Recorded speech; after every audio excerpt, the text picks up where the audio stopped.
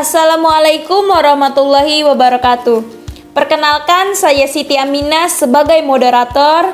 Saya di sini akan mempresentasikan perkembangan emosi dalam konsep budaya.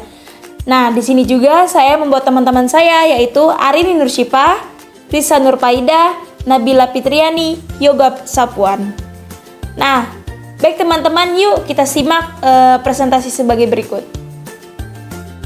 Baik teman-teman, untuk yang pertama yaitu pengertian emosi.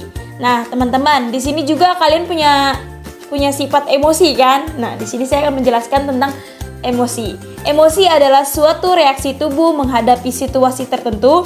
Sifat dan intensitas emosi biasanya terkait erat dengan aktivitas kognitif berpikir manusia sebagai hasil persepsi terhadap situasi.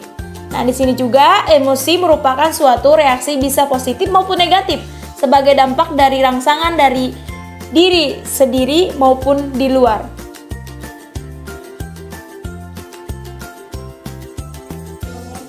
Baik teman-teman, di sini juga ada perbedaan makna emosi bagi orang tua dan dalam perilaku multi budaya. Next, selanjutnya. Perbedaan makna emosi bagi orang tua dalam perilaku multibudaya dapat bervariasi berdasarkan latar belakang budaya, nilai-nilai, dan kontak sosial mereka. Berikut adalah beberapa perbedaan yang mungkin terjadi. Nomor 1. Interpretasi emosi. Misalnya, dalam beberapa budaya, mengekspresikan kemarahan atau kekecewaan secara terbuka mungkin dianggap sebagai tanda ketidakpuasan. Sementara dalam budaya lain, hal tersebut bisa dianggap sebagai ekspresi kesehatan mental yang normal. Dan yang kedua, yaitu pentingnya kontrol emosi.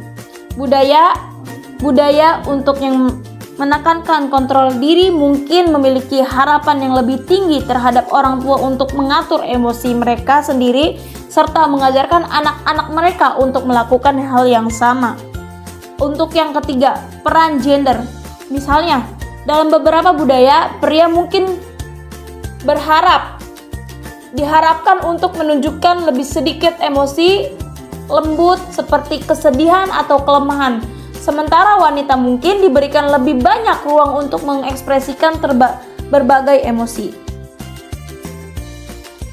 Nah, di sini juga untuk pentingnya keseimbangan. Pengendalian diri sendiri bisa menjadi kunci dalam mendidik anak-anak. Orang tua, anak-anak mereka untuk mengekspresikan emosi mereka dengan cara yang sehat dan terkendali mungkin diajarkan untuk mengakui emosi mereka sendiri serta memberikan ruang bagi mereka. Nah, di sini juga ada pandangan tentang kesehatan mental. Budaya-budaya yang lebih terbuka terhadap diskusi tentang kesehatan mental mungkin lebih memahami pentingnya mengakui mengelola emosi secara positif. Di sisi lain, budaya yang tabu dalam pembicaraan tentang kesehatan mental mungkin memiliki kesulitan dalam mengatasi emosi. Di sini juga ada pengaruh agama dan spiritual. Agama dan spiritual dalam memainkan peran penting dalam bagaimana orang tua dalam budaya tertentu memandang dan mengelola emosi. Ajaran agama, praktik spiritual tertentu dapat memberikan kerangka kerja bagi pengatur emosi yang berbeda-beda.